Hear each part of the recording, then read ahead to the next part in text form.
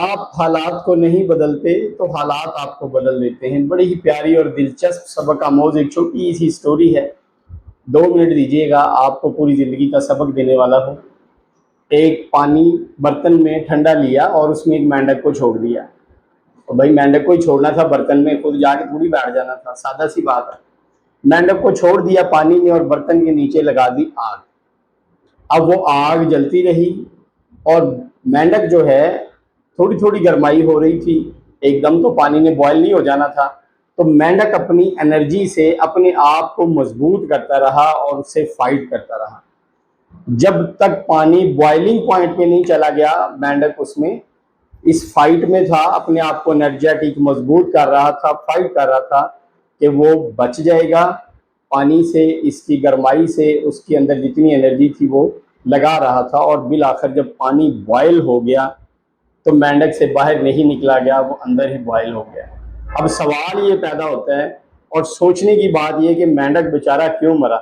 بھائی ایک تو اس لیے مرا کہ جس بندے نے اس کو پانی میں ڈالا اس کی مینڈک سے دشمنی ہوگی، یا پھر اس لیے مرا کہ پانی کو گرم کیا گیا ہوگا، یا پھر پانی نے بوائل ہو کے اس کو مارنا ہی تھا اور کیا کرنا تھا۔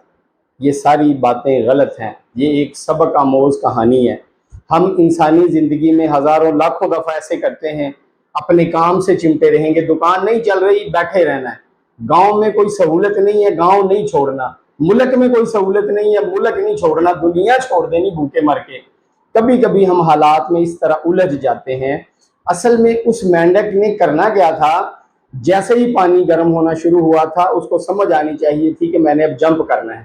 وہ اس وقت اس میں اتنی انرجی تھی کہ وہ بڑے آرام سے پانی سے جمپ کر سکتا تھا، لیکن اس نے اپنی ساری انرجی اپنے آپ کو زندہ رکھنے کے لیے لگائی تاکہ میں زندہ رہوں اور اپنے جسم کو ہیٹ اپ کرتا رہوں۔ اس کا نتیجہ کیا نکلا؟ موت۔ کبھی کبھی ہمیں اپنے حالات کے مطابق دیکھیں، اگر تو آپ مسلم ہیں پھر تو بہت بڑا پیغام ہے، نبی کریم صلی اللہ علیہ وآلہ وسلم نے ہجرت فرمائی۔ تو مسلمان کو جب بھی اپنے مقامی حالات میں تنگی نظر آئے اس کو چینج کرنے چاہیے حالات۔ بہت سے لوگ آپ نے دیکھے ہوں گے، وہ گاؤں سے شہر چلے جائیں یا شہر سے باہر کے ملکوں میں چلے جائیں تو ان کے گھروں کے حالات ہی چینج ہو جاتے ہیں۔ تو حالات سے اس قدر نہ چپٹے رہیں کہ بجائے اس کے کہ آپ حالات کو بدلیں، حالات آپ کو بدل دیں۔ جہاں آپ کو لگے کہ ضرورت ہے تبدیلی کی وہاں تبدیلی لائیں، نئے ماڈل پہ جائیں، نئی زندگی میں جائیں، نئی محنت پہ جائیں۔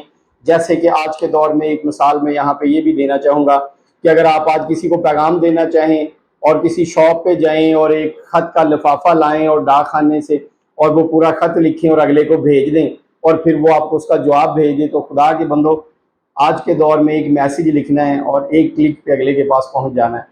تو جب حالات کو آپ چینج نہیں کرتے، ایکسیپٹ نہیں کرتے خود بخود، تو حالات آپ کو خود بخود اپنے اندر اپنے معاملات کے حساب سے ڈھال لیتے ہیں اور آپ برباد ہو کے رہ جاتے ہیں۔ وہ مینڈک نہ بنے جو پانی کے ابلنے کا انتظار کر رہا ہے۔ جب آپ کو لگے کہ آپ کو جمپ کر جانا چاہیے تو جمپ کر جائیں، انشاءاللہ خوشحالی آپ کے انتظار میں بیٹھی ہے۔